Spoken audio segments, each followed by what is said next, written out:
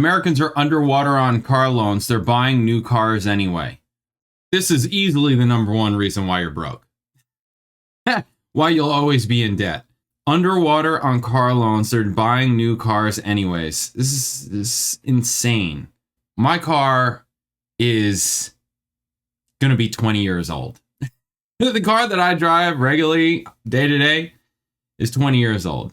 And my other car is, the one that my wife drives, is like 11 years old. It's going to be 12 years old.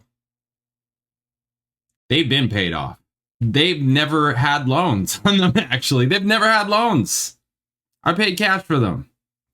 You must buy vehicles in cash. And or, I mean, before I was able to buy cars in cash, I would get a cheap car anyways, and I would throw all the money that I could against the debt until it was gone. That's what I used to do, right? Before I started only buying cars that I can get cash. And I mean, my last car that I got cash, I bought for $8,500. The 20-year-old car, $8,500. More Americans are trading in underwater vehicles. That does not mean the vehicles are submerged. In a sense, the drivers are. More than 1 in 4 trade-ins had negative equity in the third quarter of 2025. In auto industry parlance, the loans were underwater, right? Of all used vehicles traded in toward a new car purchase between July and September, 28.1% had negative equity. That means the vehicles were worth less than the owner owed on a car loan. The figure marks a 4-year high. Now, here's part of the reason why this is happening. Part of the reason why is because when I bought my first car, I think loans were like 3 or 4 years. That was the loan term. The longest loan term you can get. Maybe it was 5 years. To me, 5 years is like what it is. But nowadays, it's like 7 years, 8, 9 years for a car loan. That is crazy. I can't imagine owning a car for 9 years and still owing money on it. Just thinking about all of the mileage that I put on the car and how much money I've had to probably put into repairs by that point. It's like, plus you're still paying on it? That's crazy. That's crazy. That is not, I just don't think that's smart. That's not good. That's really bad. It should not take you 5 years to pay off. 5 years should be the max. And you should be overpaying on it. That's what I would do. That's what I have always done. And now I'm at the point where I buy cars cash. I don't buy expensive cars, as I just said. My last car that I bought, my 20-year-old car, bought for $8,500. You have to get there, you know, in terms of like your thinking. Like, okay, I'm not buying a car with under 100,000 miles on it. I'm not doing it. I'm buying a car with closer to 200,000 miles on it. But I'm buying a vehicle, you can see, because there's history to it, it's like, oh yeah, this is a really good vehicle. There's examples of these vehicles that go 400,000, 500,000, 700,000, a million miles, etc., right? All that. You're not buying a Hyundai. You're not buying a Kia. You're not buying these vehicles. You're buying a Toyota or a Honda, period. There are others that do really well, but you know what I'm saying. You need to buy one of those cars and use. Yeah, negative equity is rising on trade-ins. I would like to know what was it in 2020 and in 2019. I'm almost more interested in what it was in 2019. Among vehicle owners who trade in with negative equity, 1 in 3 owed more than $5,000, roughly 1 in 4 owned more than $10,000. Underwater motorists can't wait for new cars. The negative equity trend suggests that motorists are willing to take a hit on trade-in value, on trade-in with an underwater loan rather than wait a year or two and pay down the loan balance. You've got people who are going back to the dealership too soon. We just kind of have an obsession with the newest and greatest. Now that's the problem. That's the problem. Frankly, the newest is not always the greatest. It's not Sometimes you buy new and you realize, oh, these cars have problems. It's no different than a lot of the housing that's being built right now. It's like, oh yeah, no, a lot of these new build houses have problems. They're not the greatest. They're not built as good as maybe vehicles that were built in, and that's another great reason to buy an older vehicle, is because there's history with it, and it really fleshes out what cars were made better.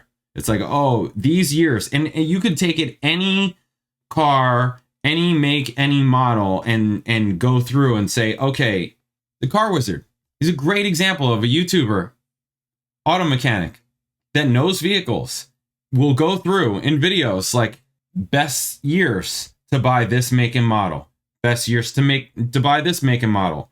I mean, he's a repairman and knows vehicles, so he's getting all the problems, he's seeing them, and he's also seeing all the really good cars.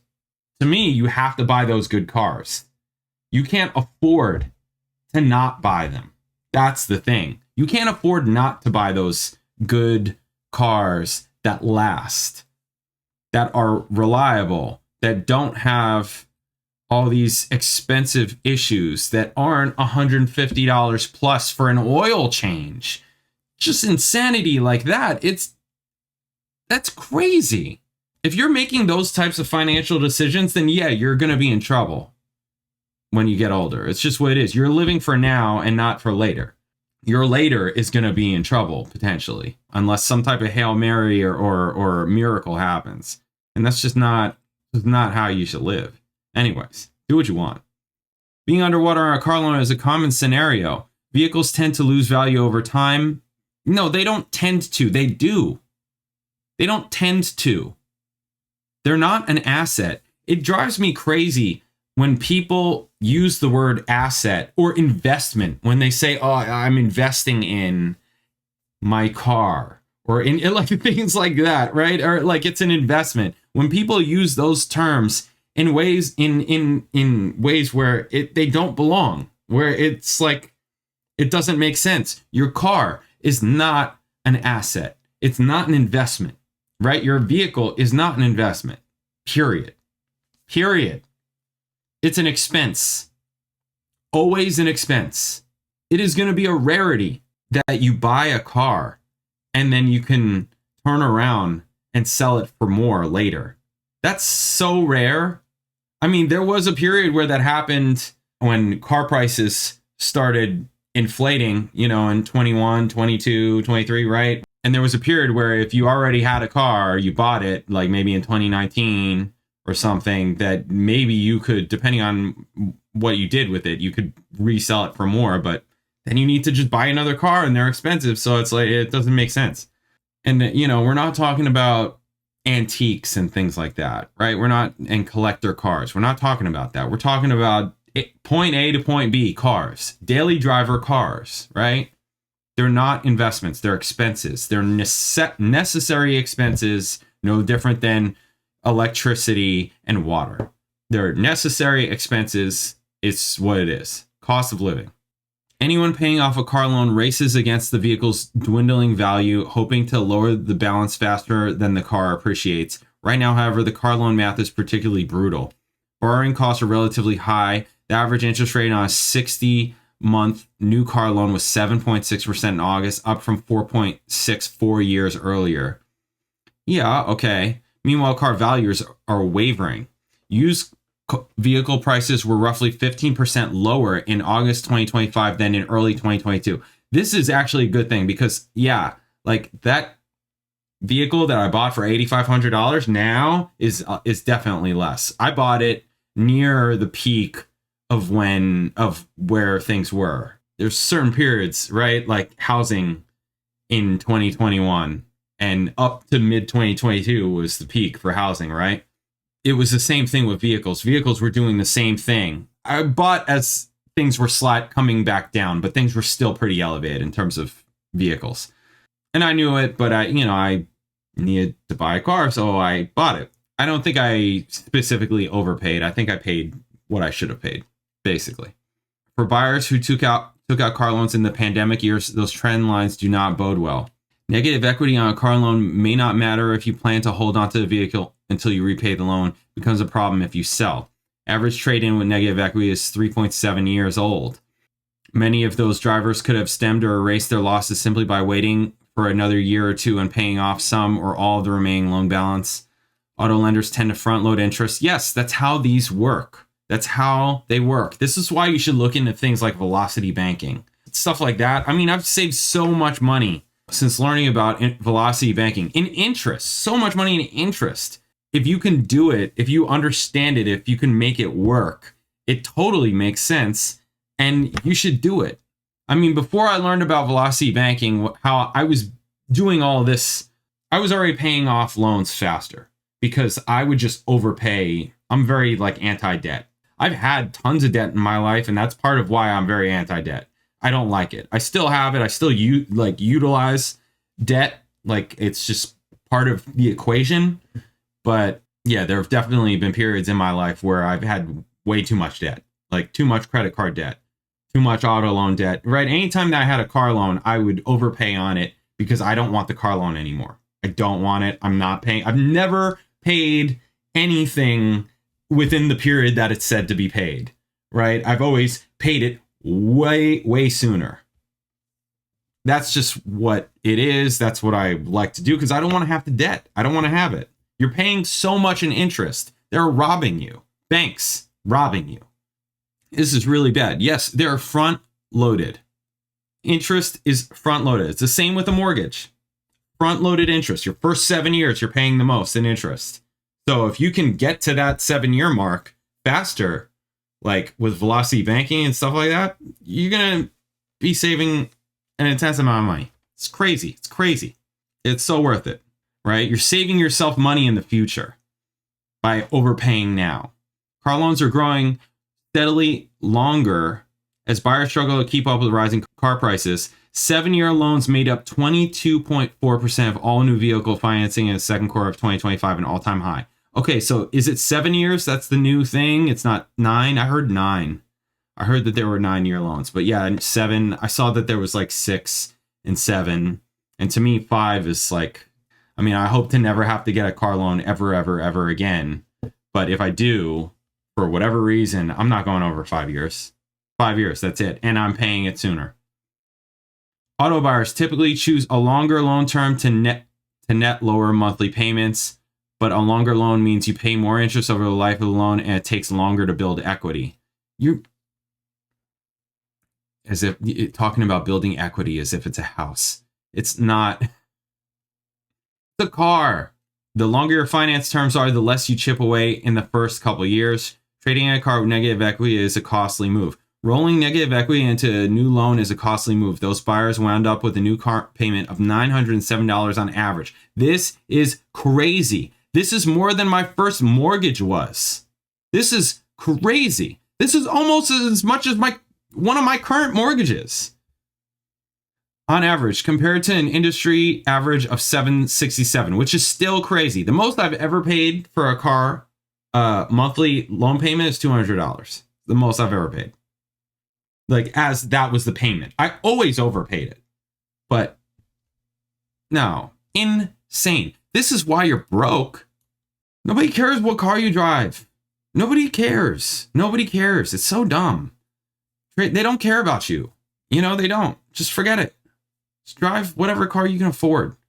Trade-in buyers with negative equity finance $11,164 more than the typical new car buyer. Motorists with negative equity often wind up buying a more expensive car than they had planned. Consider if you have $10,000 in negative equity and buy a new car for $25,000, financing the entire sum, you borrow $35,000. That is so stupid. That is so unbelievably stupid. I cannot believe it. Which is 40% more than the new car is worth. Most lenders won't agree to those terms. Wow, they're doing stupid people a favor.